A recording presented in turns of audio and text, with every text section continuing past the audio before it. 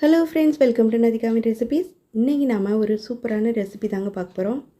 அதுக்கு முன்னாடி நம்ம சேனலில் கொஞ்ச நாள் வீடியோ ரெகுலராக போட முடியல, சாரி ஃப்ரெண்ட்ஸ். இனிமேல் ரெகுலராக நம்ம வீடியோ போடுறதுக்கு பார்க்கலாம். இன்றைக்கி நான் ஒரு சூப்பரான பிரியாணி ரெசிபியோடு தாங்க வந்திருக்கேன். வெஜிடபிள் பிரியாணி தான், அதுவும் இல்லாமல் ரொம்ப ஹெல்த்தியானதும் கூட. நம்ம கேரட், பீன்ஸ் அந்த மாதிரி எந்த ஐட்டமே சேர்க்கலாம், ஆனாலும் ஹெல்த்தி தாங்க. இந்த வெஜிடபிள் பிரியாணி எப்படி பண்ணுறதுன்னு பார்க்கலாங்க. நம்ம சேனலை சப்ஸ்கிரைப் பண்ணிக்கோங்க, பக்கத்தில் இருக்கிற பெல் ஐக்கானையும் கிளிக் பண்ணிக்கோங்க. நான் ஒரு குக்கரில் 2 ஸ்பூன் நெய் சேர்த்துருக்கேன். சின்ன ஸ்பூன் தாங்க. 2 ஸ்பூன் ஆயில் சேர்த்துருக்கேன். ரெண்டுமே மிக்ஸ் பண்ணி சேர்த்துக்குவோம், அப்போ தான் நல்ல டேஸ்ட்டாக இருக்கும் பிரியாணி. இப்போ நம்ம ஸ்பைசஸ் எல்லாம் சேர்த்துக்கலாம். பிரியாணிக்குள்ளது பட்டை, கிராம்பு, ஏலக்காய், அன்னாசிப்பூ எல்லாமே சேர்த்துக்கிட்டோம். நான் 2 பெரிய வெங்காயம், 2 பச்சை மிளகா ரெண்டையும் கட் பண்ணி வச்சுருந்தேன், அதையும் சேர்த்துக்கலாம். வெங்காயத்தை நீல வாக்கில் கட் பண்ணும்போது தான் பிரியாணியோட டேஸ்ட்டே ரொம்ப நல்லாயிருக்கும். நல்ல வெங்காயம் வதங்கட்டும். அதுக்கப்புறமா இஞ்சி பூண்டு பேஸ்ட்டு சேர்த்துக்கோங்க. நான் 1.5 ஸ்பூன் சேர்த்துருக்கேன் இஞ்சி பூண்டு பேஸ்ட். அந்த எண்ணெயெல்லாம் நல்லா பிரிஞ்சு வருது பாருங்கள், அது வரைக்கும் நம்ம வதக்கிக்கிட்டே இருக்கணும். இப்போ நான் ஒரு பெரிய தக்காளி அதையும் சேர்த்துருக்கேன் கட் பண்ணி. நல்லா வதங்கட்டும். கூடவே புதினா, மல்லி இலை அதையும் சேர்த்துக்கலாம். கொஞ்சமாக இருந்ததுனால நான் அதை மட்டும் சேர்த்துருக்கேன். எண்ணெய் நல்லா கசிஞ்சு வந்திருக்கு பாருங்கள், அந்தளவுக்கு நல்லா வதக்கணும். நமக்கு வதக்க தான் பிரியாணி டேஸ்ட்டாக இருக்கும். 1/4 ஸ்பூன் மஞ்சள்தூள், 1 ஸ்பூன் மிளகாத்தூள், 1 ஸ்பூன் மல்லித்தூள் சேர்த்துருக்கேன். அதையும் நல்லா வதக்கிக்கலாம். பாருங்கள், எண்ணெய் நல்லா கோட்டாகி அந்த மசாலா தூள்லாம் நல்லா வதங்குது. இப்போ பட்டர் பீன்ஸ், அந்த பெரிய பீன்ஸ் இருக்குது இல்லைங்களா, அதை நான் வேக வச்சு வச்சுருந்தேன். அது 1 கப் சேர்த்துக்கலாம். மீல் மேக்கரும் 1 கப் சேர்த்துக்கலாம். நல்லா வெந்நீரில் போட்டு 2 தடவை கழுவி அதுக்கப்புறமா எடுத்ததுங்க மீல் மேக்கர். Soya beans. இப்போ கொஞ்சமாக தயிர், இது மோருன்னு சொல்லலாம்.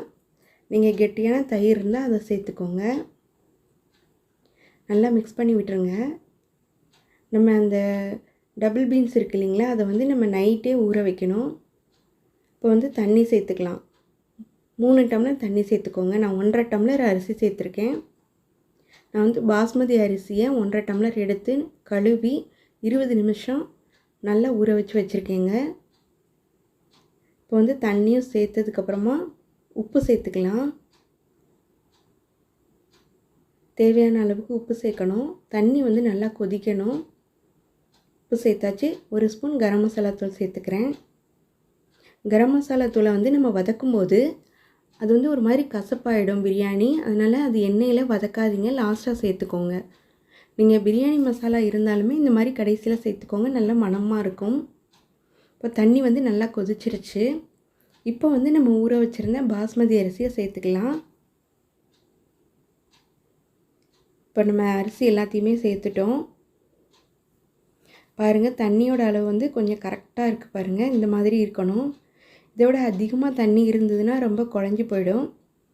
அதே போல் ரொம்ப கிளற வேண்டாம். அரிசி சேர்த்ததுக்கப்புறமா நல்லா அப்படியே மிக்ஸ் பண்ணி விட்டுட்டு 1 ஸ்பூன் நெய் சேர்த்துக்கலாம்.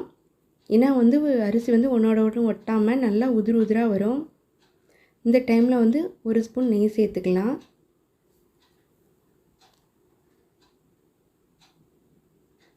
ஒரு அரை மூடி எலுமிச்சம்பழம் ஜூஸும் சேர்த்துக்கலாம். சேர்த்துட்டு ஒரு கிளறி விட்டுக்கோங்க. கிளறி விட்டுட்டு மூடி வச்சிடலாம். நம்ம டபுள் பீன்ஸ் மொதல் நாள் நைட்டே ஊற வச்சு நல்லா ஒரு 5-6 விசில் வேக விட்டுருக்கோம். மறுநாள் காலையில் நல்லா வேக விட்டு எடுத்து வச்சுருந்த டபுள் பீன்ஸ் தாங்க யூஸ் பண்ணணும், அப்படியே பச்சையாக யூஸ் பண்ணக்கூடாது. இப்போ குக்கரை மூடி வெயிட் போட்டாச்சு. ஒரு விசில் ஒரு 5 நிமிஷம் சிம்லேயே வச்சு எடுத்தாலே போதுங்க, நல்லா வெந்திருக்கும். இப்போ நம்மளுக்கு ஓப்பன் பண்ணி பார்க்க போகிறோம். நல்லா வெந்துருச்சு. மேலேயும் கொஞ்சம் புதினா இலை சேர்த்துட்டு நல்லா மிக்ஸ் பண்ணி விட்டுருங்க. நமக்கு இப்போ பார்க்கும்போது சாதம் ஒன்றோட ஒன்று ஒட்டின மாதிரி இருக்கும். கொஞ்சம் டைம் ஆனோடனே நல்லா பிரிஞ்சு வந்துடும். இந்த பக்கம் நம்ம ஒரு கடாயில் கொஞ்சமாக எண்ணெய் ஊற்றிட்டு ஒரு 4 பல் பூண்டை நச்சு போட்டிருக்கேன். அது கூடவே 2 பெரிய உருளைக்கிழங்கு சின்ன சின்னதாக கட் பண்ணி வச்சுருந்ததை நம்ம வதக்கிக்கிட்டு இருக்கோம். பிரியாணிக்கு இது ரொம்பவே நல்ல காம்பினேஷனாக நல்லா இருக்குங்க. இந்த மாதிரி பொரியல் பண்ணும்போது ரொம்பவே டேஸ்ட்டாகவும் இருக்கும். நம்ம வேக வச்சும் உருளைக்கிழங்கு பொரியல் பண்ணலாம், இந்த ஸ்டைல்லையும் பண்ணலாம். இதுவுமே இந்த மாதிரி பிரியாணி அந்த மாதிரி ஒரு சாதம்லாம் செய்கிறோம் பார்த்தீங்களா, அதுக்கு வந்து ரொம்ப நல்லாயிருக்கும். 1/4 ஸ்பூன் மஞ்சள்தூள், 1 ஸ்பூன் மிளகாத்தூள் சேர்த்துருக்கேன். கொஞ்சமாக தேவையான அளவுக்கு உப்பு சேர்த்துக்கோங்க. இப்போ சேர்த்து நல்லா மிக்ஸ் பண்ணி விட்டுட்டு மூடி வச்சிடலாங்க. நம்ம வேறு எதுவுமே இதில் சேர்க்க போகிறதில்ல. இதுவே நல்ல டேஸ்ட்டாக இருக்கும். இந்த மாதிரி பொரியல் செஞ்சு பாருங்கள். இப்போ நல்லா வெந்திருக்கும் உருளைக்கிழங்கு. உருளைக்கிழங்கு நல்லா வெந்ததுக்கப்புறமா அந்த பொடி வகையெல்லாம் சேர்த்துக்கோங்க. அதுக்கப்புறமா ஒரு 5 நிமிஷம் மட்டும் நம்ம மூடி வச்சு வேக வச்சா போதும். உருளைக்கிழங்கு நல்லா வெந்திருக்கும், ரொம்பவே டேஸ்ட்டாகவும் இருக்கும். இப்போ நம்மளுக்கு டபுள் பீன்ஸ் பிரியாணி உருளைக்கிழங்கு பொரியல் தயாராகிடுச்சு.